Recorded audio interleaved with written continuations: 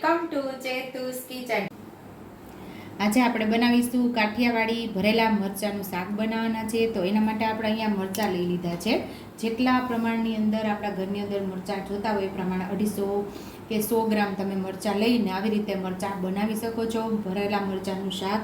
તો અહીંયા મરચાં લઈ લીધા છે એકદમ ફ્રેશ। અહીંયા 1 વાટકી જેટલો ચણાનો લોટ, નાની વાટકી, એટલે આની અંદર 4 ચમચી જેટલો ચણાનો લોટ સમાયેલો છે અને 3 ચમચી જેટલો ચવાણાનો ભૂકો લીધો છે। અહીંયા 1.5 ચમચી જેટલી આપણે ખાંડ લીધેલી છે, અડધી ચમચી સફેદ તલ છે અને અડધી ચમચી જેટલી આપણે દરદરી વરિયાળી કરી લીધી છે। અડધી ચમચી જેટલો ગરમ મસાલો, અડધું લીંબુ લીધું છે। બાકી રેગ્યુલર મસાલાની અંદરથી મસાલાનો ઉપયોગ કરી ટેસ્ટી એવું મરચાંનું શાક બનાવશું। જો શાકની પણ જરૂર નહીં પડે એવું જ સરસ એવું આપણે મરચાંનું શાક બનાવવાના છીએ। 1 થી આપણે 2 ચમચી જેટલું તેલ ઉમેરશું। તેલને ગરમ થવા દેવાનું છે આપણે। તેલ ગરમ થઈ ગયું છે, આપણે ચપટી હિંગ ઉમેરી દઈશું। હિંગ ઉમેરેલી છે અને હવે આપણે ચણાનો લોટ ઉમેરી દઈશું। ગેસ આપણે ધીમો કરીને ચણાના લોટને શેકી લેવાનો છે। સાવ ધીમો કરી દીધો છે ગેસ આપણે। અને અહીંયા આપણે ચપટી હળદર ઉમેરશું, થોડું લાલ મરચું પાવડર ઉમેરશું, ધાણા જીરું પાવડર અડધી ચમચી જેટલું ઉમેરશું। સ્વાદ મુજબ આપણે મીઠું ઉમેરી દઈશું। આપણે મરચાંના ભાગનું પણ અહીંયા મીઠું ઉમેરવું પડે, કારણ કે લોટના ભાગનું અને મરચાંના ભાગનું બંને મીઠું ઉમેરી અને લોટને સરસ સાવ ધીમા ગેસ ઉપર આપણે લોટને શેકી લેવાનો છે। આપણે મસાલા બધા લોટ શેકવામાં જ ઉમેરી દીધા, તો એનાથી આપણા મરચાંના શાકનો સ્વાદ બમણો થઈ જાય છે। હિંગ તો ખાસ ઉમેરજો, એનો બહુ મસ્ત એવો આપણા શાકની અંદર ટેસ્ટ આવે છે અને લોટ પણ કાચો નહીં રહી, મસ્ત એવો શેકી લેવાનો છે, શેકીને બનાવવાનું છે। જો તમારી પાસે લોટ શેકવાનો સમય ન હોય તો કોઈ પણ ગાંઠિયા હોય એને તમે ભૂકો કરીને પણ આવી રીતે મરચાંનું શાક તૈયાર કરી શકો છો।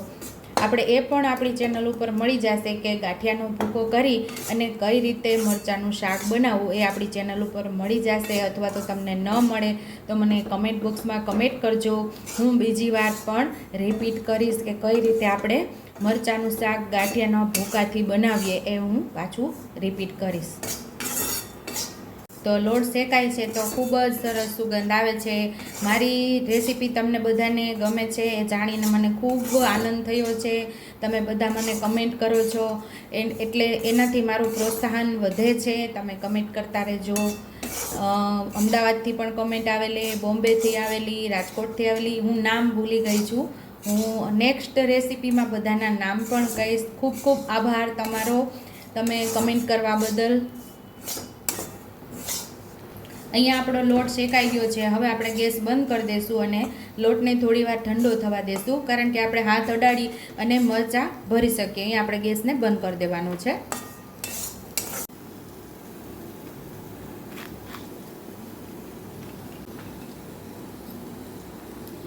આવી રીતે આપણે બધા મરચાંમાં કાપા કરી લઈશું।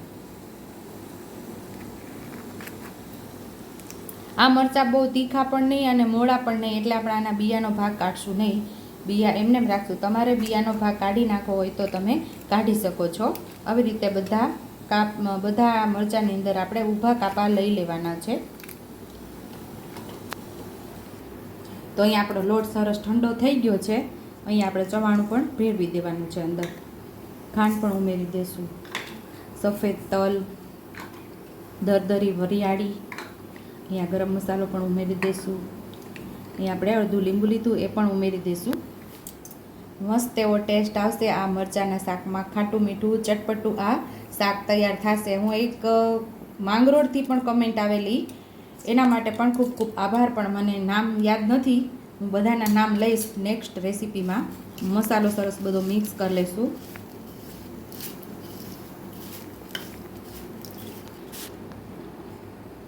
થોડા આપણે લીલા ધાણા ઉમેરી દઈશું, એ પણ સરસ મિક્સ કરી લઈશું। હવે આપણે બધા મરચાંને ભરી લેવાના છે।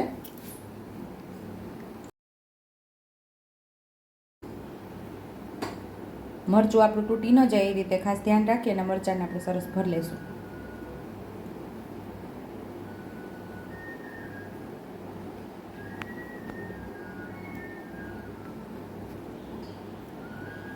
આવી રીતે મરચાંને ભરી લેવાના છે.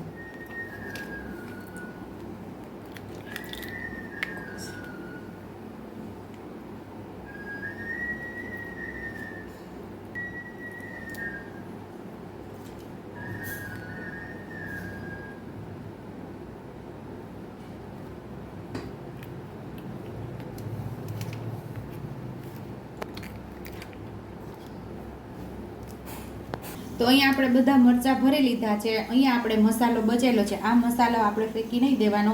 આ મસાલો તમારે 15 થી 20 દિવસ સુધી ફ્રીજની અંદર સ્ટોર કરી રાખી શકો છો. કોઈ પણ ભરેલા શાકની અંદર આ મસાલાનો તમે ઉપયોગ કરી શકો છો. લસણ ડુંગળી ખાતા હોય તો આની અંદર લસણની પેસ્ટ ઉમેરી અને રીંગણા બટેકાનું શાક અથવા તો ગમે તે શાક હોય એની અંદર આ ભરીને તમે આ મસાલો ભરીને ભરેલું શાક તૈયાર કરી શકો છો. અત્યારે આ મસાલાને સાઈડ ઉપર રાખી દઈશું.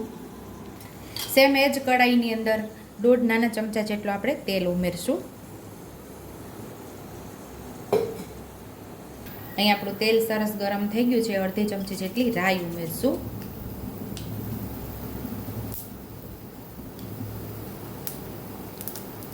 રાઈ આપણી સરસ ફૂટી જાય એટલે ચપટી હિંગ ઉમેરશું. અને હવે આપણે તરત ભરેલા મરચાંને ઉમેરી દેવાના છે.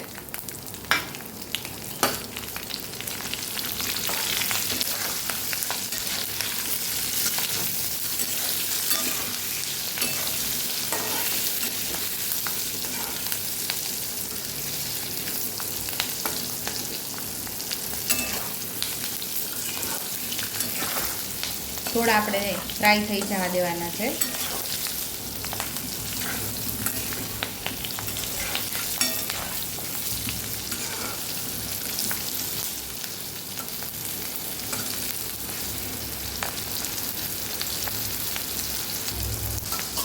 થોડો આપણા મરચાં ફ્રાય થઈ ગયા છે. 2 ચમચી જેટલું પાણી ઉમેરીને ડીશ ઢાંકીને રહેવા દઈશું.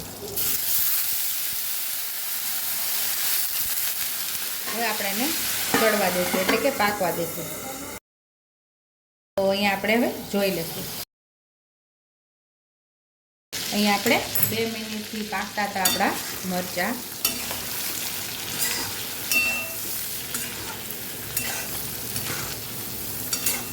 અહીંયા હવે આપણે થોડો લોટ ઉમેરશું.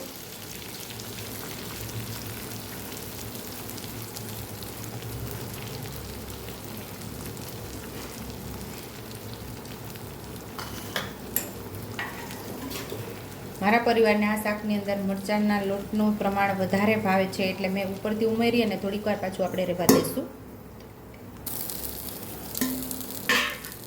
હવે આપણે ખોલીને બધું મિક્સ કરી લઈશું.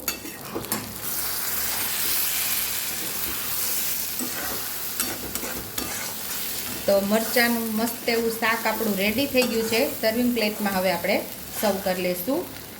તો અહીંયા ટેસ્ટી એવું ભરેલા મરચાંનું શાક તૈયાર થઈ ગયું છે. જો તમને મારી રેસીપી પસંદ આવી હોય તો મારી રેસીપીને લાઈક કરજો, શેર કરજો, સબસ્ક્રાઈબ કરજો, હાઈપ કરજો, બેલ આઇકોનને દબાવતા ભૂલતા નહીં અને કમેન્ટ બોક્સમાં કમેન્ટ કરજો કે મારી રેસીપી કેવી લાગી.